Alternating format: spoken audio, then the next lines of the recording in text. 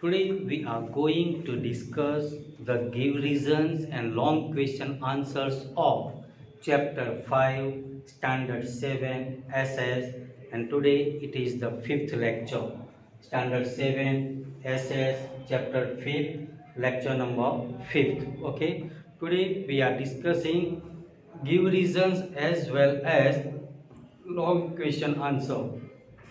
Number 1, tea is grown Tea is grown on slopes of mountains. Give reason.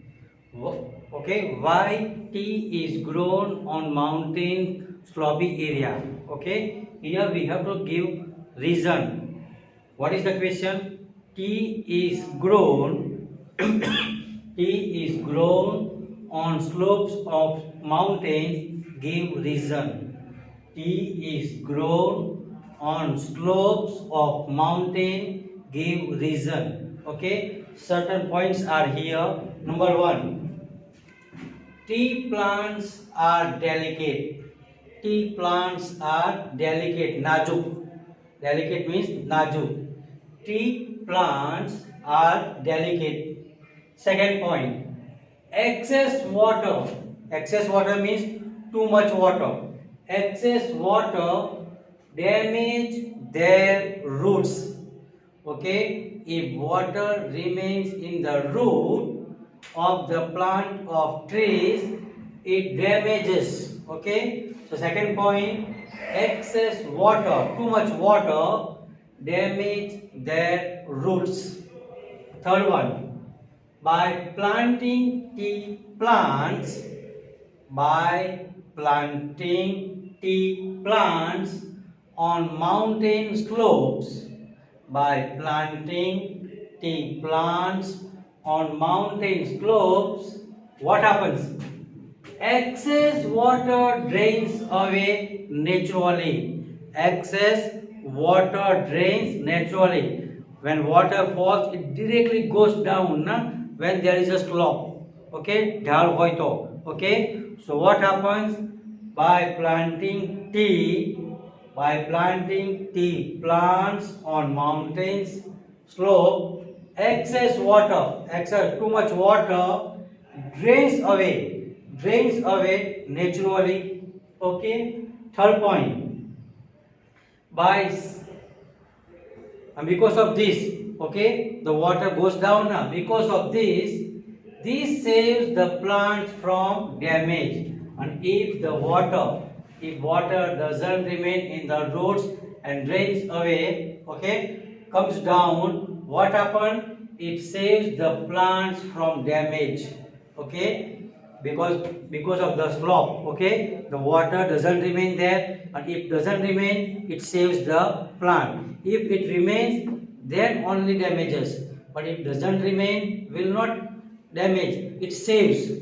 Okay, it saves the plants from damage, and hence because of that reason tea is grown on slope of mountain. Okay, tea is grown on slope of mountain. Here points are given, delicate one. Okay, and too much water, excessive water damages the plant, and if it is grown on mountain, the extra water drains away naturally, and that saves the plant. Hence tea is grown on mountains slopes. Okay, next one, irrigation is the lifeline.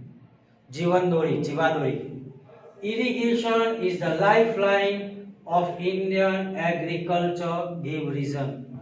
Why irrigation is called the lifeline of Indian agriculture?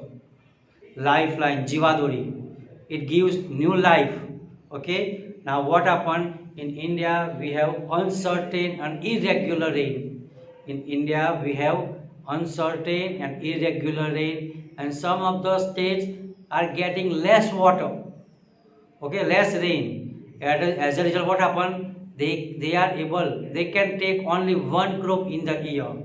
But if irrigation is done, through the irrigation, the farms can get 2 or 3 crops in a year. Okay, normally in a rainy season we can grow. Okay, that is one crop. but through the irrigation we can get maybe 2 or 3 crops in the year, and that is why we have to use irrigation, and that is why it is called lifeline of Indian agriculture. Okay, irrigation is the lifeline of Indian agriculture. Give reason why it is called lifeline. First one, irrigation is the man-made method of providing water to the crops. Okay, it's not naturally man-made. Okay, because we are making canals. Okay, and we are supplying water, so it is man-made method of providing water to the crops. Okay, not naturally, man-made. Second, in India, monsoon is irregular and uncertain. In India, monsoon is irregular and uncertain. Okay, most of the states receive less rainfall. Okay, many cities or maybe states, they are far from sea coast. Okay, so what happens, they receive less rainfall. Okay, agriculture is one of the prime occupation of India. Sorry, agriculture is one of the prime occupation of India. Why prime? Because more than 65 to 70% people depend on agriculture. How much? More than 65 to 70% people, they depend on agriculture, and that is why it is called prime occupation of India. Agriculture is one of the prime occupations of India. Hence, only one crop can be grown on a given land, and if we depend on rain, we can get only one crop. If we depend on rainwater, okay, monsoon season, then only one crop can be grown on a given land. Okay, but by raising proper irrigation, by raising proper irrigation, it means by giving the proper method of irrigation facility, India now able to we can take two or three crops in a year from the same land. Okay, earlier if we depend on monsoon, during the monsoon season we can grow crop, and that is why we can get only one crop. But if irrigation facility is given, proper irrigation, then what happened, on the same land we can get 2 or maybe 3 crops in a year. Okay, irrigation has largely increased the agriculture productively. Okay, so because of that irrigation we are growing more crops and we are getting certain advantages. Hence, because of that only, irrigation is the lifeline of Indian agriculture. Because of these reasons, okay, because of these 7-8 reasons, in agriculture, irrigation can be called the lifeline of Indian agriculture. Hence, irrigation is the lifeline of Indian agriculture.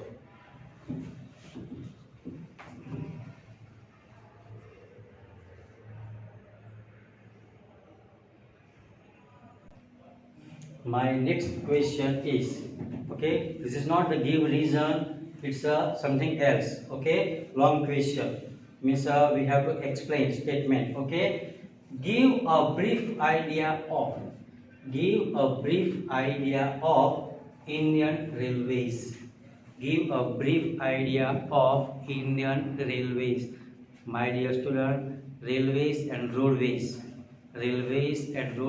are cheaper means of transportation. Okay, Okay, my dear student, at many places you will find roads and railways. Okay, now here we are discussing about Indian Railway. In India, India, more than 10 crore people travel by train every day. More than 10 crore.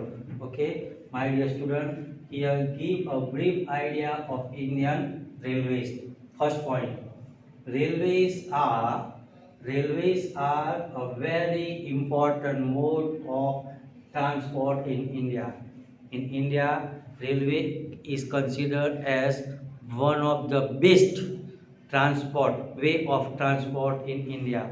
Okay, first point, railways are a very important mode of transport in India. Why it is called? Because it takes in a large quantity of goods as well as big number of people travel together. Okay, in a bus maybe 60 people. In a bus 60 people can travel, but in a train more than 2000 3000 people they travel. Okay, it depends on compartment. Okay, so that is why in a large quantity, in a big number of people they travel together. Okay, that is why. Okay, number two, second point, trains are available to transport. Trains are able to transport. Trains are able to transport large quantity of goods or large number of people at a time. Okay, together large quantity of goods means luggage, large quantity of goods or large number of people at a time. Together at one time only many people can travel. Okay, third point, with development in technology, with development in technology, trains have become faster. Earlier, the the trains were run on coal, but nowadays instead of coal we are using diesel engine or maybe electric. And nowadays very soon we will get bullet train from Ahmedabad to Bombay. It means fast mode of transport. Okay, with development in technology, trains have become faster. Okay, instead of traditional coal engines, earlier we were using coal. कोलसा की चलती थी ना, steam engine. Instead of traditional coal engines, now we use diesel or electric engine. Okay, with the development of technique, instead of the rope or instead of the earlier old way of transport, we are using a new way. Okay, we were earlier using colsa, but nowadays instead of that coal we are using diesel or electricity. Okay, even in Delhi and Kolkata even have metro train. Means if you want to travel in a city itself, okay, then also we have train. Earlier trains were joining two big cities, Mumbai to Delhi, Mumbai to Ahmedabad, like that. But nowadays trains are run in cities only, from one place to another. So instead of using the local vehicle, we can use metro train. Metro trains are constructed in Kolkata, Delhi, and now very soon we will have in Ahmedabad and Mumbai also. So Delhi, Kolkata even have metro trains for traveling within the city. That is why we can say, okay, railway is one of the cheaper way of transport. My dear student, there are three types of railways: narrow, meter and broad gauge. Okay, next one, how is jute cultivated? Jute means shun. Jute means shorn. Earlier we were using jute bag, jute cloth, okay? But nowadays we are using less because this place is taken by fiber, okay? That's why nowadays we are using less jute. But how is jute cultivated? Okay, how? And West Bengal is one of the leading state producing jute. Okay, how is jute cultivated? Answer: jute crop takes around 8 to 10 months to be ready. In order to get the crop ready, it takes 8 to 10 months. Means more or less 1 year we can consider 8 to 10. Okay.